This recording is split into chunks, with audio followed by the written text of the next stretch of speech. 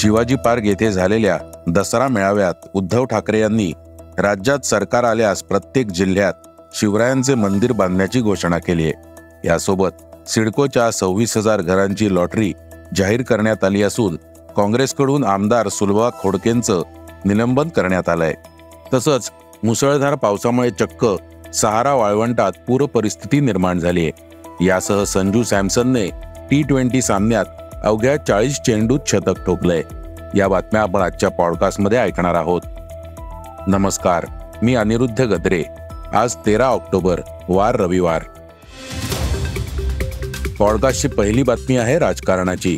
राज्यात लवकरच विधानसभा निवडणुका लागणार आहेत। या निवडणुका जिंकून आपलं सरकार आल्यास राज्यातील प्रत्येक जिल्ह्यात छत्रपती शिवाजी महाराज यांचं मंदिर बांधणार आहोत, अशी घोषणा शिवसेना उद्धव बाळासाहेब ठाकरे पक्षाचे नेते उद्धव ठाकरे यांनी केली आहे। मुंबईतील शिवाजी पार्क येथे आयोजित त्यांच्या पक्षाच्या दसरा मेळाव्यात ठाकरे बोलत होते।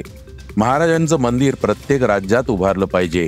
मोदी आणि शिंदे महाराजांना फक्त मतांचं मशीन मानतात। महाराज म्हणजे EVM मशीन नाही, पण आपलं सरकार आल्यास प्रत्येक जिल्ह्यात शिवाजी महाराज यांचं मंदिर बांधणार। कोणाला याला विरोध करायचा असेल त्यांनी करावा। महाराष्ट्रातील जनता त्यांना बघून घेईल, अशी घोषणा ठाकरेंनी आपल्या भाषणात केली। पॉडकास्टची दुसरी बातमी आहे सिडकोच्या घरांच्या लॉटरीची। दसऱ्याचे औचित्य साधून शुक्रवारी मुख्यमंत्री एकनाथ शिंदे यांच्या हस्ते सिडको महागृहनिर्माण योजनेतील 26,000 घरांची लॉटरी काढण्यात आली आहे। शनिवारपासून अर्ज भरण्यास देखील उपलब्ध झाले असून प्रथम येणाऱ्यास प्रथम प्राधान्य या धर्तीवर ही लॉटरी काढण्यात आली आहे। या लॉटरीमध्ये Bamandongri, Kharkopar 2A, Kharkopar 2B, Kharghar bus depot यासह Kharghar bus terminal, Khandeshwar railway station, Mansarovar railway स्थानक, Panvel bus terminal, Kalamboli bus depot, Taloja sector 28, Taloja sector 29, Taloja sector 37 या ठिकाणी घरे उपलब्ध आहेत। 26,000 सदनिका या प्रधानमंत्री आवास योजनेअंतर्गत आर्थिकदृष्ट्या दुर्बल आणि अल्प उत्पन्नातील नागरिकांसाठी घरे उपलब्ध करून देण्यात आली आहेत। इच्छुक अर्जदारांना 1 महिन्यांमध्ये नोंदणी करावयाची आहे। तर घरांच्या किमती या सिडकोकडून अद्याप जाहीर करण्यात आल्या नसून त्यांच्या किमती या अन्य प्रकल्पांच्या तुलनेत कमी असतील, असा दावा सिडकोकडून करण्यात आलाय। यामध्ये आर्थिकदृष्ट्या दुर्बल घटकातील घराचा आकार हा 1 BHK असून 322 चौरस फूट आहे, तर अल्प उत्पन्न गटातील घरांचा आकार हा 398 चौरस फूट इतका आहे। पॉडकास्टची तिसरी बातमी आहे मराठा आरक्षणाची। विधानसभा निवडणुकीच्या पार्श्वभूमीवर शनिवारी बीडच्या नारायणगडावर मनोज जरांगे पाटलांचा दसरा मेळावा पार पडला।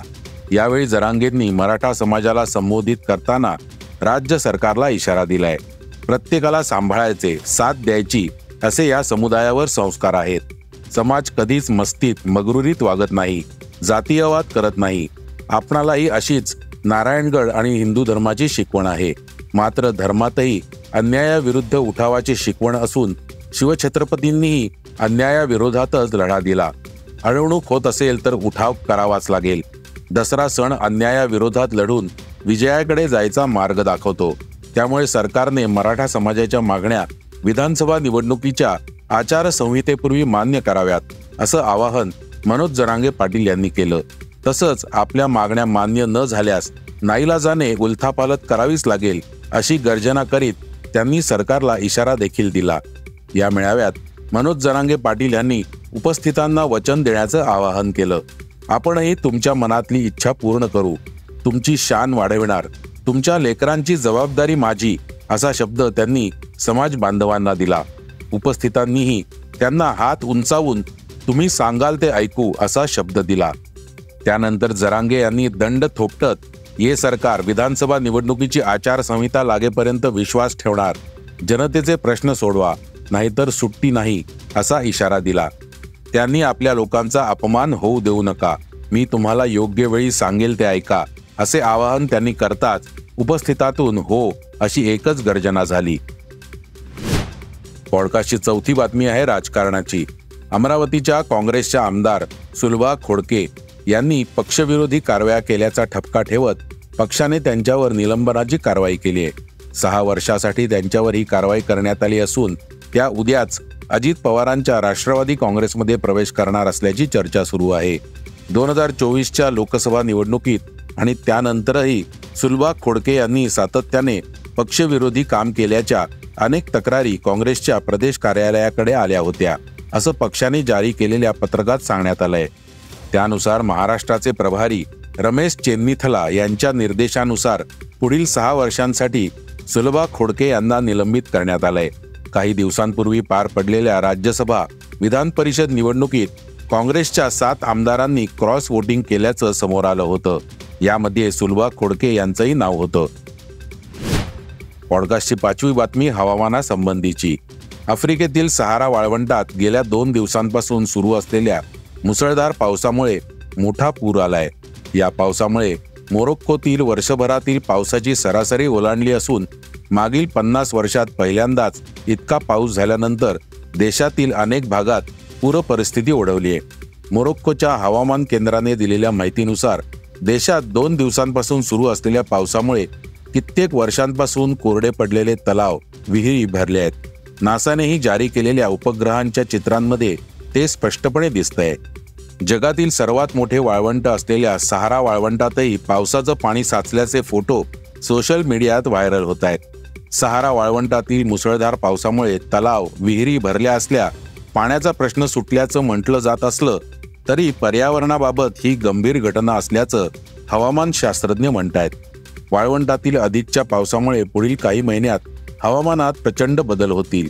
हवेतील आर्द्रतेचे प्रमाण वाढेल, बाष्पीभवन वाढेल, तसेच मोठ्या प्रमाणात तिथे वादळेही येतील, असा इशारा हवामान शास्त्रज्ञांनी दिलाय. पॉडकास्टची 6वी बातमी आहे क्रिकेटची.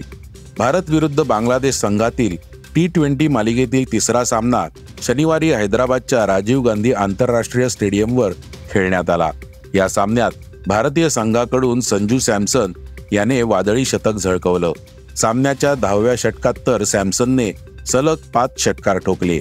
त्याने रिशाद हुसेनच्या गोलंदाजीवर या षटकात पहिल्या चेंडूवर एकही धाव काढली नाही, मात्र पुढच्या 5ही चेंडूंवर षटकार ठोकले आणि 30 धावा केल्या.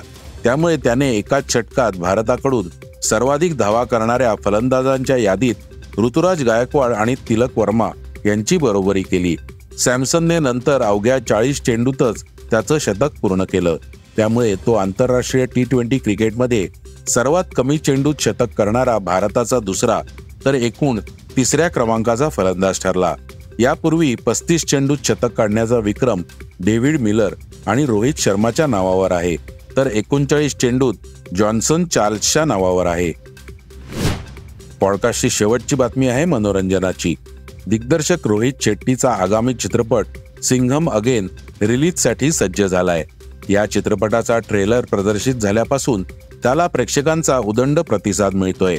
या दरम्यान आता चाहत्यांसाठी आणखी एक आनंदाची बातमी समोर आली आहे. आता दिवाळीला प्रदर्शित होणाऱ्या सिंघम अगेनच्या आधी चित्रपटाचा पहिला भाग म्हणजेच सिंघम पुन्हा चित्रपटगृहात प्रदर्शित होणार आहे.